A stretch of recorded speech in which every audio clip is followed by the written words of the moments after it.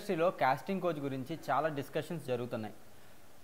ఒక కొరియోగ్రాఫర్గా దాని గురించి మీ అభిప్రాయం ఏంటి? మీ దృష్టికి ఇప్పటివరకు అటువంటి విషయాలు ఏమన్నా వచ్చాయా? ఇప్పుడు సినిమా పరిశ్రమలోనే కాదు, ప్రతి చోట ఉంటాయి. ఒక విధంగా ఏంటంటే సినిమా గ్లామర్ ఫీల్డ్. సో ఒక హీరోయిన్ ఎక్కడన్నా కనపడితే అందరూ ఒక వింతగా చూస్తారు.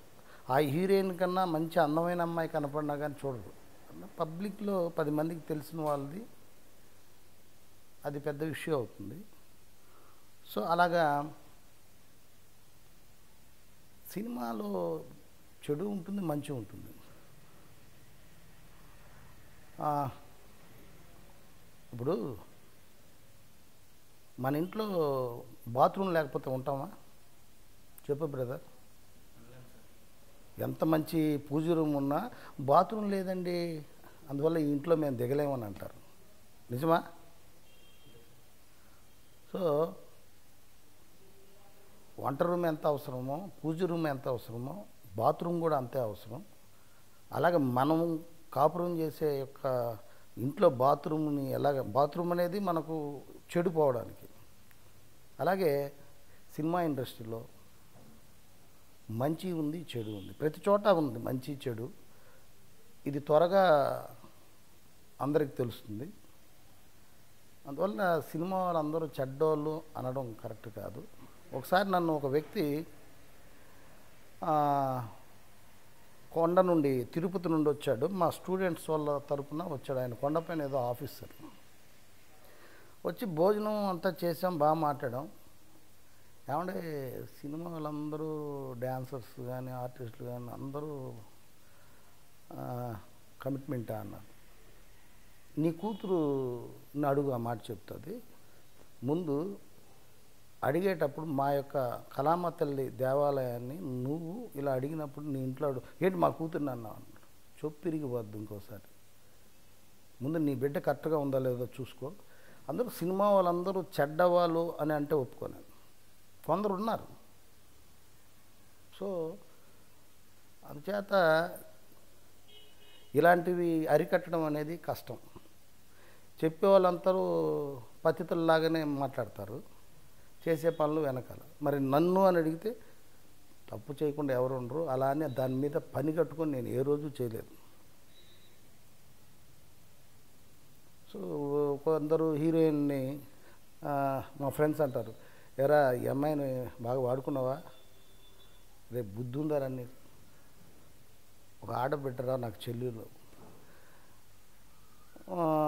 మరి ఏంట్రా నువ్వు ఎవరిని ఏమనలేదని. నేనేమనలేదు.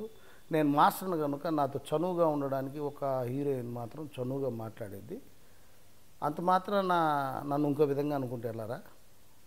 కాకపోతే మనసులో ఏదో చెడు అనేది ఉంటుంది. ఆ చెడుని చంపేస్తా వచ్చాం. అది ప్రతి ఒక్కరికి ఉంటుంది. అవకాశం దొరికితే హీరోయిన్ నాతో ఉంది, నాతో మాట్లాడింది, అలాంటి ఆలోచన బహుశా ఎవరికి ఉండకుండా ఉండదు.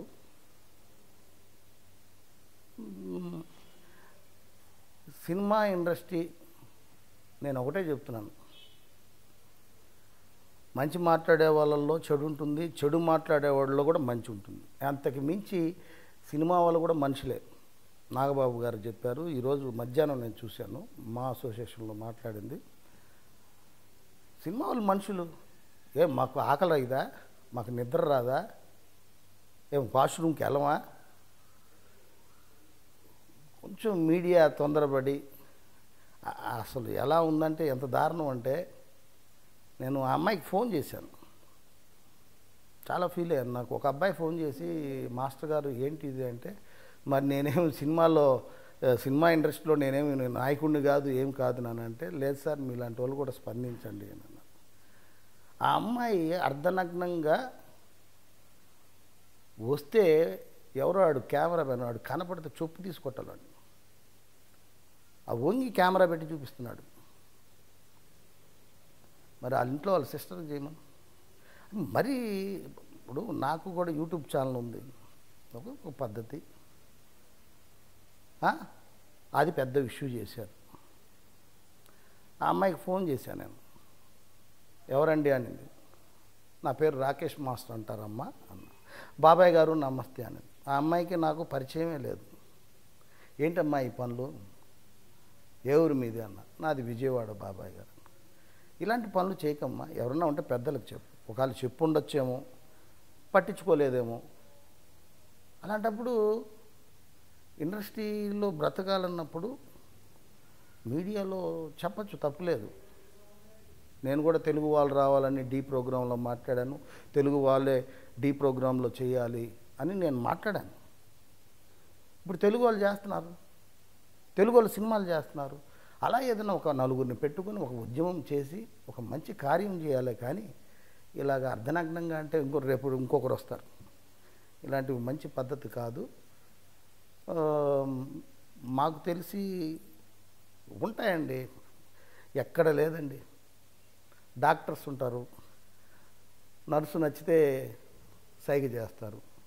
మరి డాక్టర్స్ అందరా కాదు, డిపార్ట్మెంట్ ఉంటుంది, వాళ్ళల్లో ఏదో అందరూనా కాదు. పూజారులు ఉంటారు, శటకోపనం పెడతారు, పద్యాలు పలుకుతారు. మరి అందరూ ఆ పద్యాలు పలుకుల్లో కొందరిలో ఈ అమ్మాయి ఏదో బాగుంది అంటే దైవ సన్నిధిలో ఏ మతంలోనైనా ఇవన్నీ జరుగుతాయి. అంటే అన్ని మతాల్లో ఎక్కడైనా సరే. కానీ స్త్రీని ఆటబొమ్మలా చూసే యొక్క ఆలోచనలు ప్రతి మగోళ్ళలో ఉంది. నేను ఉత్తముణ్ణి అని ఎవడు తప్పు చేయకుండా ఎవడన్నా ఉన్నాడా చెప్పమనండి. తప్పు ఎక్కడో ఒక చోట జరుగుతుంది. సో అందుచేత సినిమా ఇండస్ట్రీని మరీ బ్యాడ్గా చూడకండి దయచేసి.